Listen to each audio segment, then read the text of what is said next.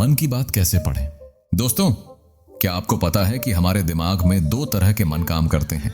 एक होता है कॉन्शियस माइंड यानी जागरूक मन, और दूसरा होता है सबकॉन्शियस माइंड यानी अवचेतन मन।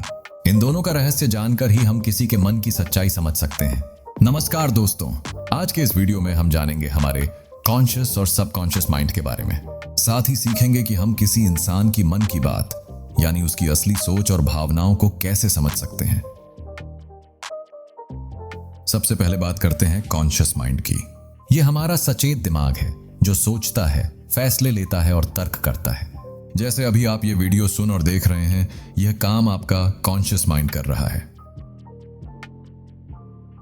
अब आते हैं सबकॉन्शियस माइंड की ओर। यह हमारा बहुत ही गहरा और शक्तिशाली हिस्सा है।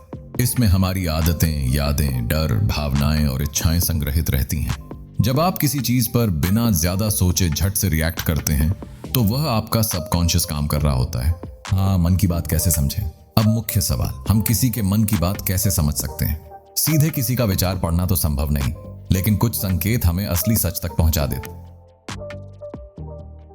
अब सवाल है, किसी के मन की बात आखिर समझी कैसे जाए? याद रखिए, इंसान का असली दिमाग शब्दों से नहीं बल्कि उसके संकेतों से झलकता है। Body language. अगर कोई आपसे बात करते समय आंखें चुराता है या बार बार हाथ मलता है तो कहीं ना कहीं उसके भीतर असुरक्षा या झूठ छुपा हो सकता है। लेकिन अगर कोई आत्मविश्वास से आंखों में आंखें डालकर बात करता है तो ज्यादातर वह सच्चा होता है। आवाज का उतार चढ़ाव। अगर किसी की आवाज सामान्य से तेज या धीमी हो जाए तो समझ लीजिए उसके भाव बदल रहे हैं। नर्वस लोग अक्सर जल्दी जल्दी बोलते हैं, जबकि झूठ बोलने वाले कहीं ना कहीं हकलाते हैं। सूक्ष्म भाव। ये वो छोटे छोटे चेहरे के भाव हैं जो पल भर के लिए आते हैं और छिप जाते हैं। जैसे कोई कह रहा है मैं खुश हूं, लेकिन चेहरे पर एक पल के लिए उदासी आ गई। ये अवचेतन की सच्चाई है जो छिप नहीं सकती। शब्दों का चुनाव। हाव भाव और मुद्रा।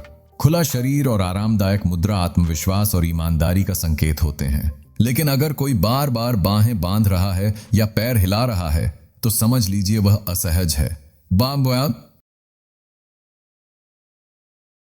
मान लीजिए आप अपने किसी दोस्त से पूछते हैं तुम ठीक हो? वह कहता है हाँ मैं ठीक हूं, लेकिन उसकी आवाज धीमी है, चेहरा उदास है और आंखें नीचे झुकी हैं। अब आपको किस पर विश्वास करना चाहिए? उसके शब्दों पर या उसके सबकॉन्शियस संकेतों पर? स्पष्ट है कि सच उसके चेहरे और हाव भाव में छुपा है, न कि शब्दों में। तो दोस्तों, किसी का मन पढ़ना कोई जादू नहीं है। यह एक कला है जो ध्यान, समझ और अवलोकन से सीखी जा सकती है। कॉन्शियस माइंड हमें सोचने और तर्क करने में मदद करता है, जबकि सबकॉन्शियस माइंड असली सच, असली भावना और असली चाहतों को छुपाए रखता है।